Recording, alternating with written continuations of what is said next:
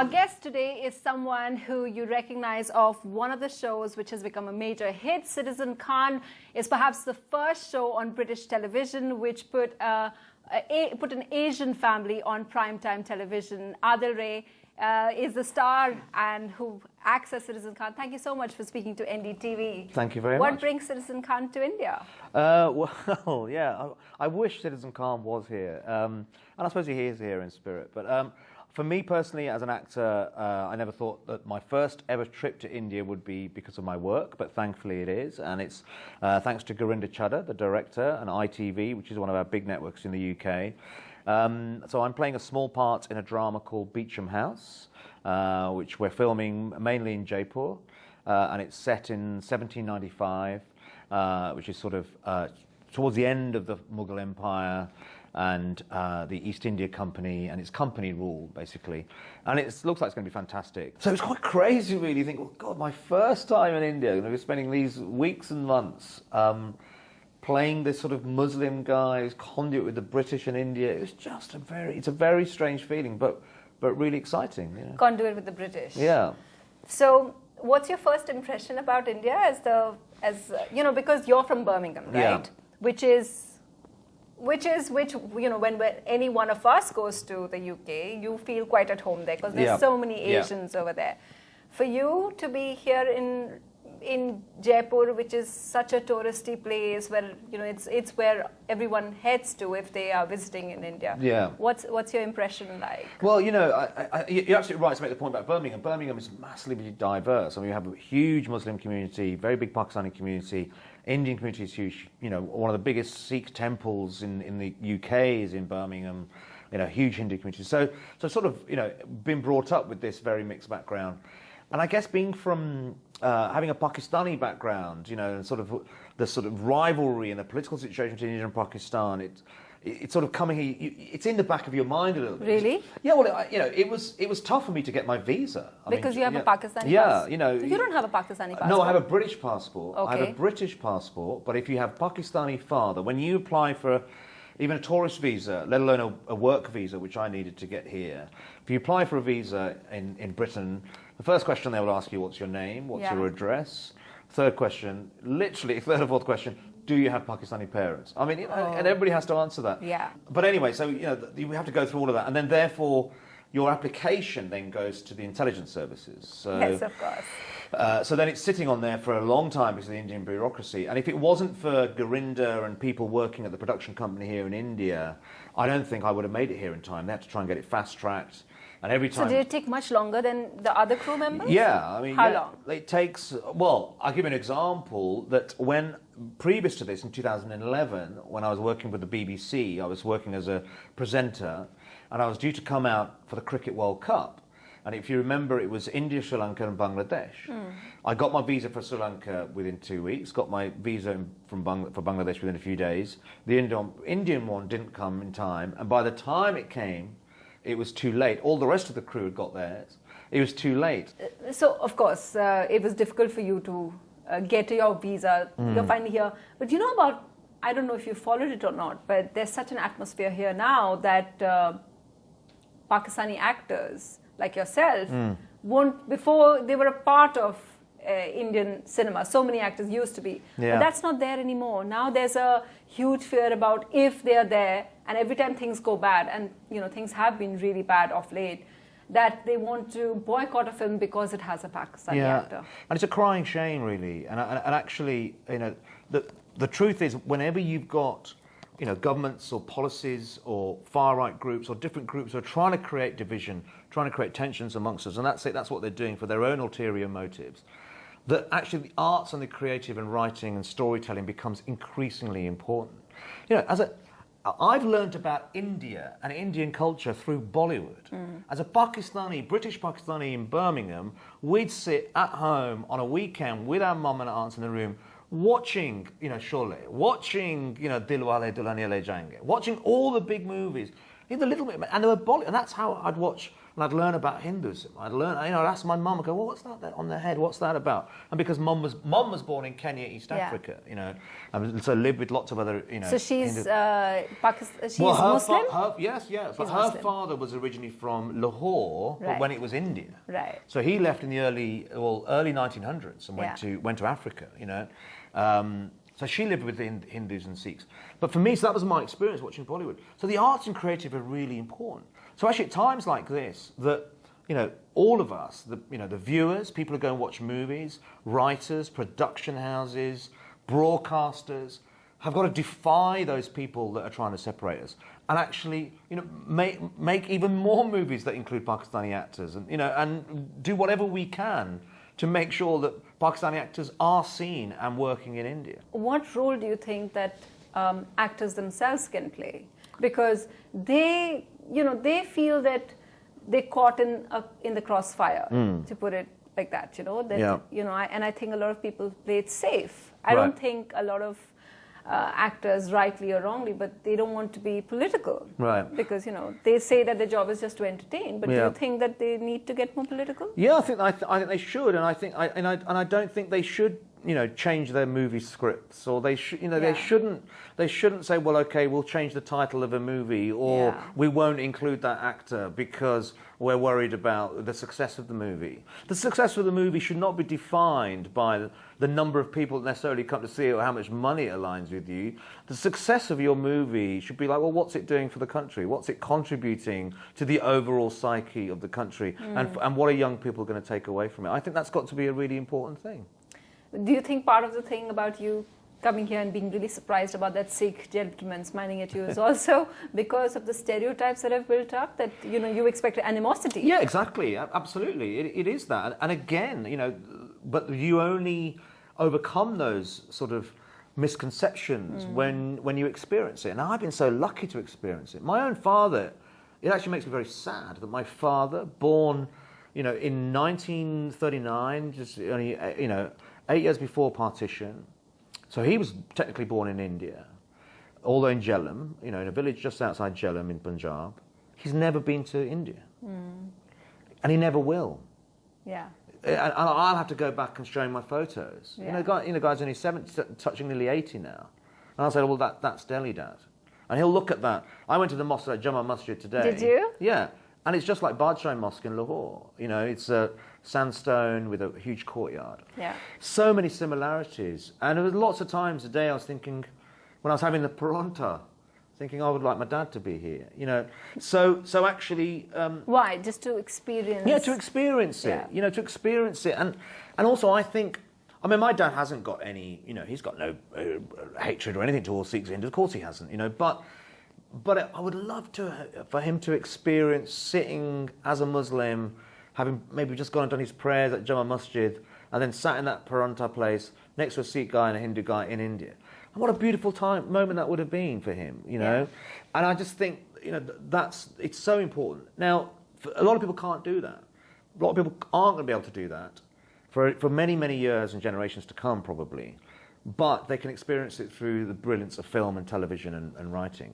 So that's why I think writers, particularly those of us that have had some success now. Yes.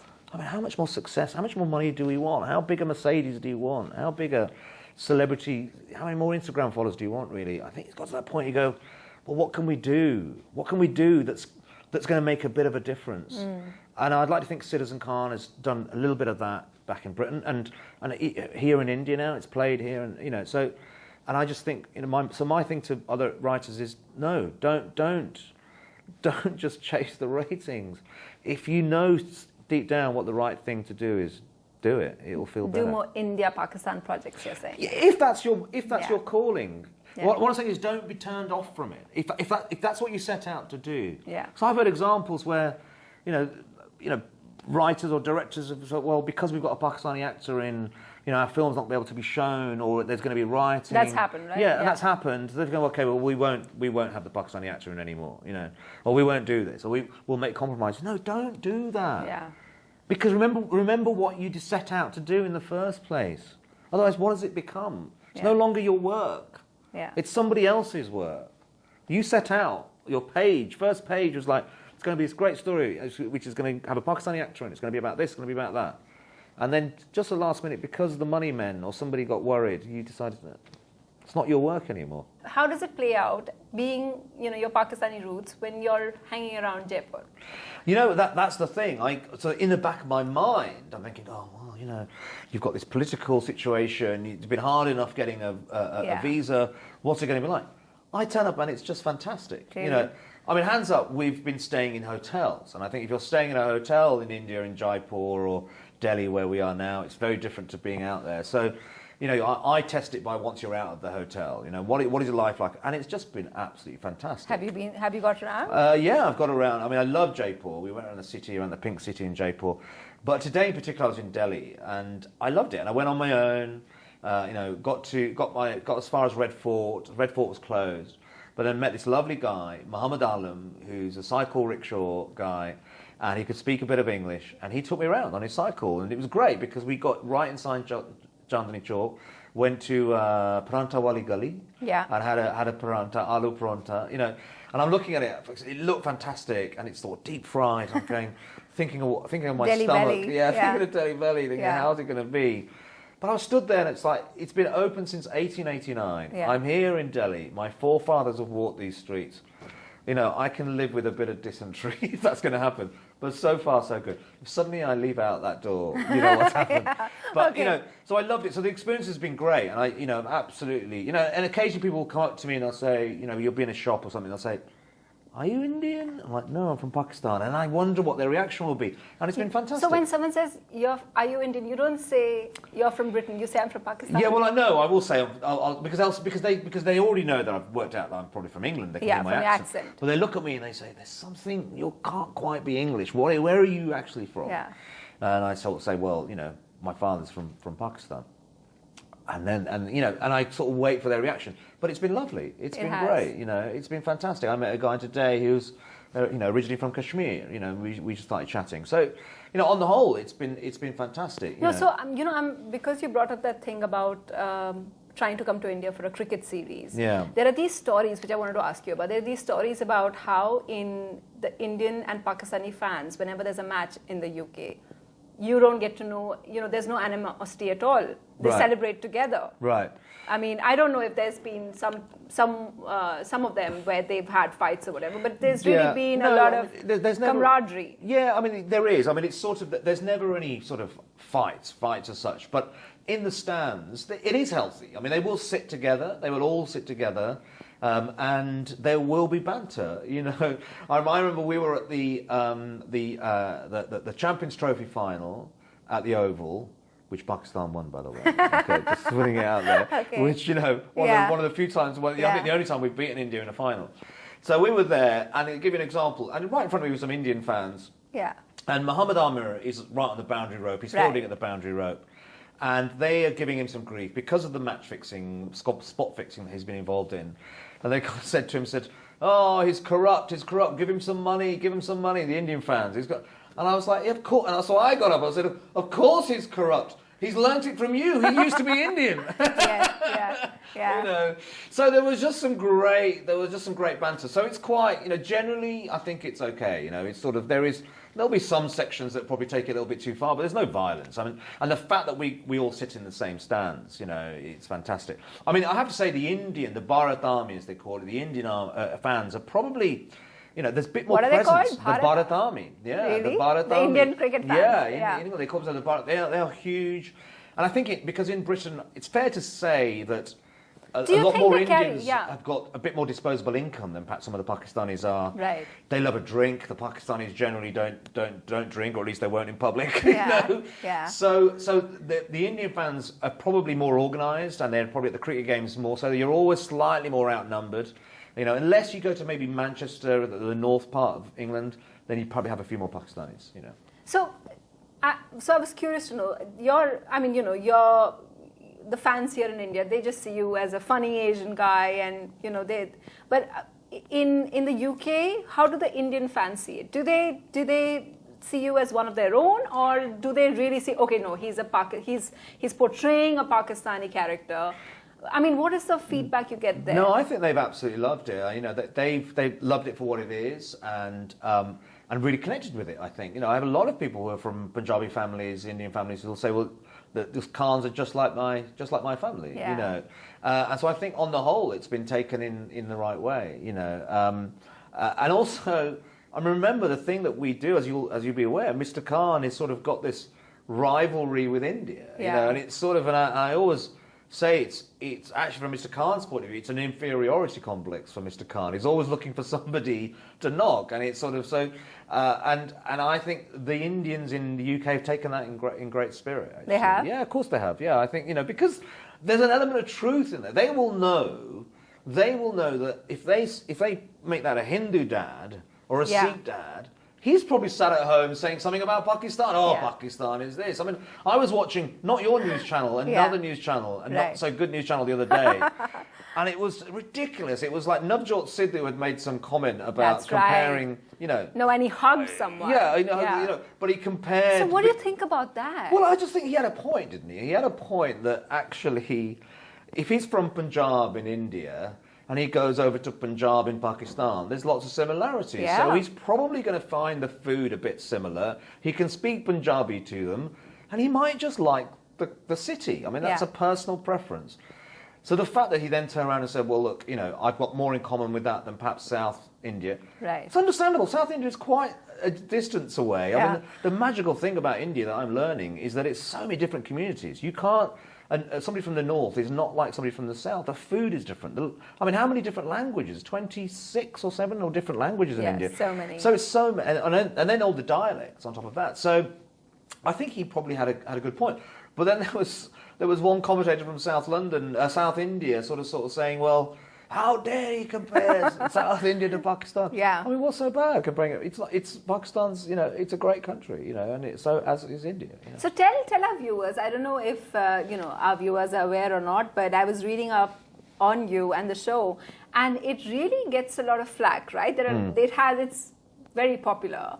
Because and it's still going on, isn't it? 5 seasons. We've done 5 series. We're having a bit of a break now as we're trying to develop a film. So we're developing a film at the moment. But yeah, I mean, we were pretty much the first Muslim sitcom on television in the UK. Well, we were certainly in the UK. First ever Asian sitcom on the BBC. BBC, one of the biggest, if not the biggest broadcaster in the world. So suddenly you're on the spotlight, and we got For UK figures, about 5 million, which is a great figure for the UK. I know that's peanuts for India, but 5 million. So suddenly you're on the biggest pedestal and the biggest platform. So you're bound to get, a reaction, I think. And I think we were ready for it. And it was important to me that essentially it was always about being a sitcom and a family sitcom and just there to make people laugh. But there was no shying away from the fact that it was about a Muslim family. Yeah. And there's no doubt, being Muslim in Britain, there are lots of different issues that come with that. The importance, how important religion is, about integration, immigration, about relationships and identity, and all those things are really important. So we can't just ignore those. So we included some of those. So yes, there were complaints, but I think what's happened, especially about the fact that he pretends to be all righteous and pious, but actually he's not doing his 5 times a day prayer and all of that. Exactly. Certainly with him, but it was more about the one example his we daughter. get was the daughter. There was the daughter who, in the opening episode, was pretending to read the Quran. So she's on the phone to her mate, reading a magazine, and then the dad walks in, and she quickly throws the magazine down and starts reading the Quran. And puts her hijab on, and she's pretending, Now look, I did that when I was a young kid. We've all done that. When you're young and you're sort of got friends, if you're at the mosque at the temple, how many of us have been there? And so the imam or the teacher will come around and sort of maybe give a little clip around the ear roll, make sure you do. So, but I think there was a feeling at the time for people that somehow we had shown disrespect to the faith, and that actually we had an email saying girls aren't like that. Now then we'd get emails saying, that's just like my daughter. Yeah. So who do you believe? And I always think when you talk about the word offence, whether it's religion or anything, it's that we should be able to write, and anybody should be able to say what they want, as long as the intention is right. And all it's important is that as a writer, that you try and have to show what your intent is. Well, it's been such a pleasure talking to you. Do you want to end by using your catchphrase on India and commenting on your day, your Indian journey, perhaps? Yeah, I can do. I can tell you that, what can I say? Yeah, okay, so I've had a great time in Delhi. Chandni Chowk was fantastic. The Paranta was awesome. India Gate, and can I just say, actually, just one thing I would say, that I love India Gate, and something that's very close to my heart is the million soldiers who fought in the Allied forces from India and went to war, the Great War. So it was great to be at the India Gate. But I did go to a jeweller's, and I'm really slightly worried as to whether he ripped me off. I bought a silver ring with a topaz stone for a friend, and I just don't know whether I've paid the right money. And if Mr. Khan was here, he'd probably say, "Oh, Daddy." Thank you so much. I did that without the beard. Did you? I did that without the beard. Yeah. That doesn't normally happen without the beard. That was very good. Thank you so much. Thanks very much. For NDTV. Thank you. Thank you. Thanks.